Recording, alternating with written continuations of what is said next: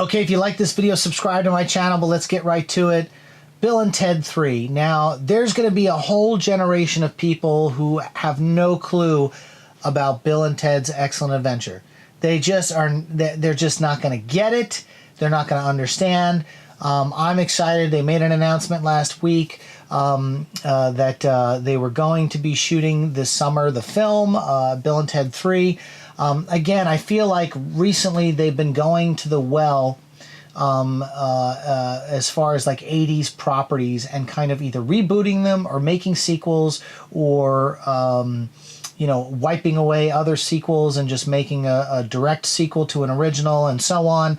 And, you know, one of the things I was really excited about, look, if you haven't seen Bill and Ted's Excellent Adventure or Bill and Ted's Bogus Journey, you should try to find them on digital download and stream them. They were cult classics in the 80s. And so the fact that Keanu Reeves is going to come back and do this, and they've cracked the nut as far as the script, and then they just made the announcement that Bill Sadler is coming back to play Death, the Grim Reaper, and that is awesome news because I was wondering if they were going to bring back Napoleon and bring back all these people, because what it does is, you know, these guys, they get into a telephone booth and they travel through time and they meet figures from history, and it's just a really good it was a good, wholesome, fun couple of movies back in the 80s. And George Carlin played like the guy who was the keeper of the future and traveled back in this phone booth and all this other kind of stuff. And anyway, make a long story short, I wonder what they're going to do with the fact that George Carlin, you know, he has passed away, who's going to take over the mantle there. But Bill Sadler coming back, if you're not familiar with him, he's been in a ton of movie roles. Another role that was very memorable was Die Hard 2. He played the villain in Die Hard 2. Die Harder. And so, you know, I'm so happy because playing Death, you know, he just had white makeup on and a hood and you know, his Grim Reaper, the Reaper, whatever they call that, the sickle. And so, you know, it's probably easy to put him back in the makeup, and they can probably smooth him out so he doesn't look like he's aged and all that other kind of stuff. But I'm just so excited that this movie's even being made.